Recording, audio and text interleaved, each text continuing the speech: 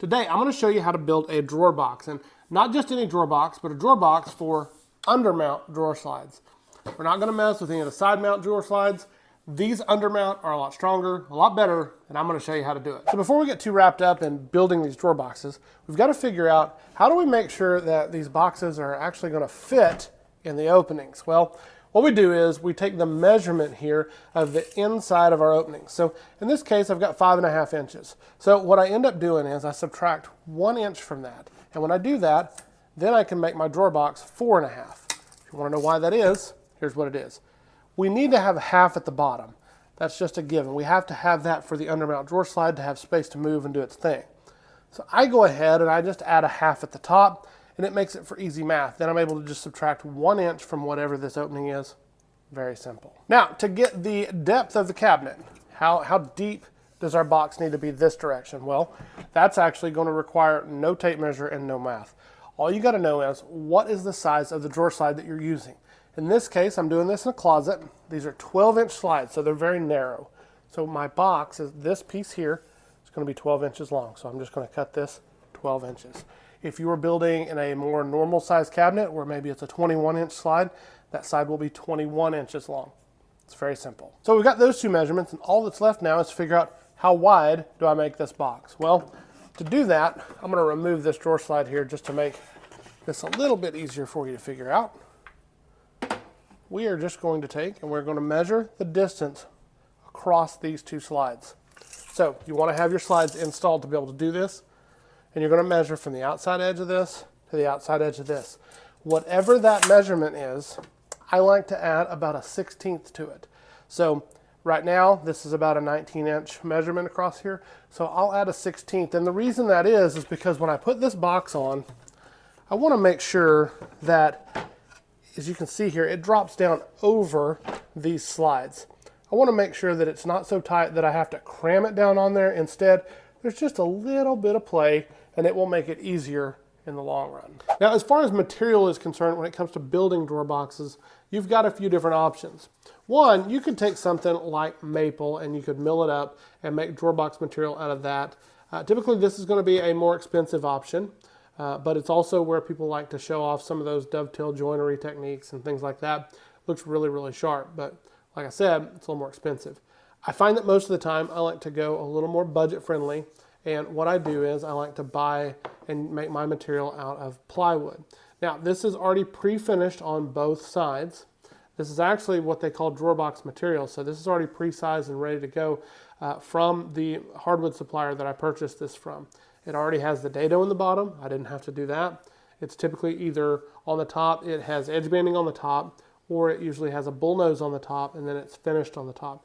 And when it's just bull nose and finish, it is really, really good quality plywood, so there's zero voids in the top of it, and all of your lines and all of your plies in here are very straight and look perfect. So it doesn't look like any kind of crazy plywood that you would see at Lowe's or something like that. It actually looks good for plywood.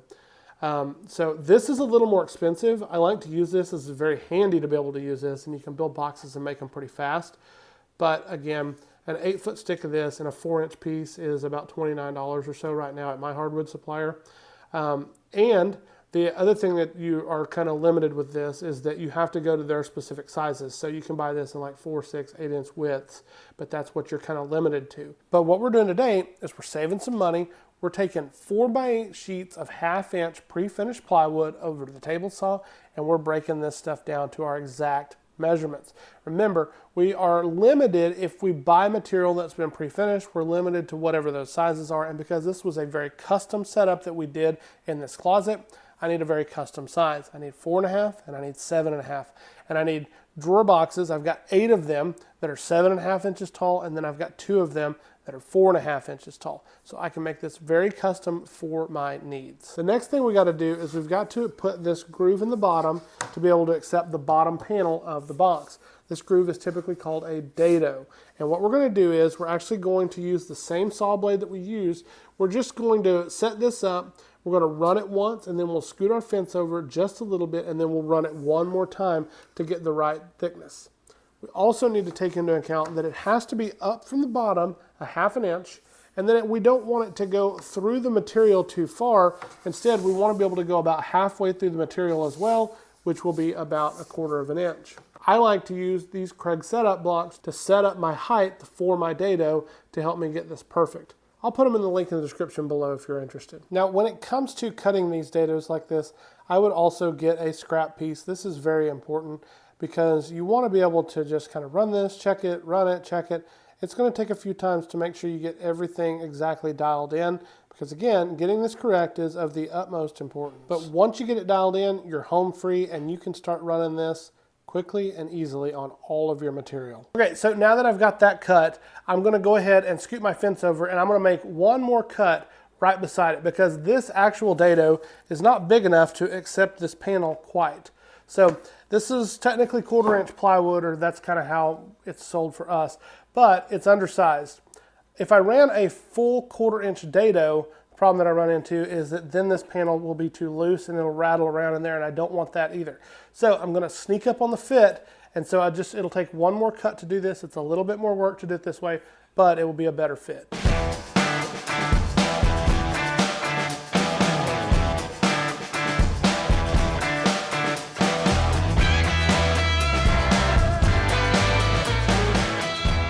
So next up is edge banding, and in the past I've always cut all of my material to length and then I edge band all of the individual small parts. I've decided to try this version and try to do it in a longer strip and a full 8-foot strip and edge band that way. The results are still kind of out for me whether or not I really like this or not. Looking back on it now, it was a little bit unwieldy to deal with 8-foot strips of edge banding and iron those on. I also found that there were places that I just didn't get it ironed on as well, and I don't know if I just got in a hurry as I was kind of edge banding through or what the deal was there. I typically have never had that kind of issue in the past, but the good thing was I only had to trim 2 ends of that 8-foot piece, and then everything else is trimmed when I cut it to length on the saw. Speaking of cutting it to length on the saw, I cannot express how nice it is to be able to cut things with a table saw sled. If you haven't built one for your table saw, I highly encourage you to do it. You can do so many different things with a table saw sled, and this is just one of the nice features. Mine has a stop block system on it, and so in this case I was able to go in and I actually put the full 8-foot piece on there. Now I do have kind of an outfeed table on the left side there that's kind of helping hold that in place, and then as you saw there too, I've also got a clamp that does kind of most of the work and holds that piece down as I run it. And then once it gets shorter, it's not really a big deal to use it at all. But this is a great way to cut all of these pieces to size. If you don't have a table saw sled, you can still totally do this on the miter saw. If you take nothing else from this video, remember this. Your drawer slide is going to sit right here on each side of the box. And essentially with what we've currently cut, the instructions want you to notch out a space that would look similar to this so that your slide can fit through here on each side. We don't have to do that, and I'm about to save you a lot of time. All you got to do is just cut your dado off. Totally cut the dado off on the back side. When you do that, it's going to look like this. And now there's plenty of room. And here's the thing, it doesn't change anything. Honestly, like all you're going to do is you're still going to staple this in here. It's going to work fine. And it's your drawer bottom is essentially just captive on 3 sides. So now it's even easier if you need to pop those staples and replace the bottom, you can just slide it out really easily. So I got a new toy in the shop this month and you're looking at it. This is the Kreg Foreman and it is used for pocket holes. Typically I have always used the OG pocket hole jig. I've had that thing for 10 years and I have used it forever using pocket holes with my drill. But this has a motor in the bottom and a bit, and as I move this handle up and down, it does everything all in one fell swoop. It locks it down, it drills the hole, and I'm done. It greatly speeds things up. It's expensive, it's about $400, but in my opinion, it is definitely worth the cost of admission because I probably should have bought this a long time ago. I build a ton of cabinets, and just doing it with the drill is definitely not exactly the most time-efficient way to drill pocket holes, but it works, and it has always worked, but this is definitely going to be better. Speaking of pocket holes, it's also worth noting that our holes are only going to be in the front piece and the back piece. There will be no pocket holes in the sides, so make sure you go through, label everything good so that you don't get anything mixed up, because the last thing you want is pocket holes on the sides. And the reason that is just because the back piece, well, it's the back of the cabinet. It's going to be facing away from you, and you'll never see those pocket holes. And then the ones in the front, they're going to be covered up by the drawer front. Once I've got those three sides put together, I can now measure and get my sizes for my drawer bottom. And this is just made out of 1/4-inch plywood, and it is UV coated on one side, meaning it's pre-finished on one side. So it's going to look just like the rest of it. Works really, really well. And again, you can buy this in 4x8 sheets. I think a 4x8 sheet of this for me was about $23. So it's very cost efficient. And we'll slide this bottom panel into place, and it's pretty simple. It kind of fits together like a puzzle. Now we're going to put the last piece on, which is this back piece. And all we're doing is we're doing it just like we did the front. We're going to flip this guy around, and then we're going to go ahead and we're going to start attaching it with pocket screws. And instead of using an 18-gauge brad nailer, be sure and use a good stapler if you've got one. A crown stapler like this will really strengthen this, and it will never pull through. Okay, so now that our drawer boxes are constructed, all that's left to do basically is to install them. But there's one little trick that needs to be kind of noted before you install these. So when you pull these slides out here, you're going to see right here, it's hard to tell, but there's a little tab that sticks out, and you have to drill a little hole in the back of your box. And it needs to be a 1/4 inch bit is what I use for that. And then I've just measured this, and I can't remember exactly what that measurement is, but you know, it's going to be like a 1/4 or 3/8 of an inch long that you've got to drill that hole down into the box. So I want to show you how I do this because it's a little bit tricky to get this right.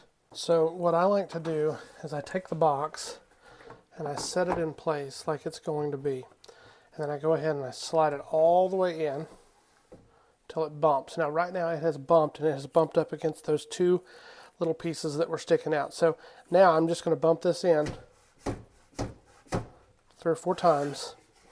And now that I've done that, it's going to make a couple little marks here on each corner, and I'll know exactly where to drill those holes. When it comes to drilling this, I've got a drill bit here, and I've just put some tape on it so that I don't go too deep, because the last thing we want to do is we don't want to drill through our box. That will be a nightmare. So definitely mark the depth on that and don't go through the box. I'll go ahead and install our clips here on the bottom of this.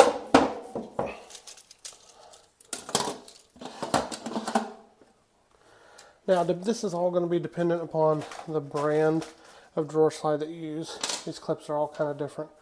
The style that I'm using today is a brand called Pride Industrial, but I've used Bloom and several other brands. These all kind of work about the same.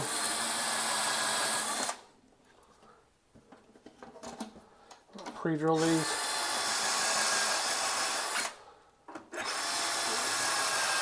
With a self-centering drill bit, and then install them.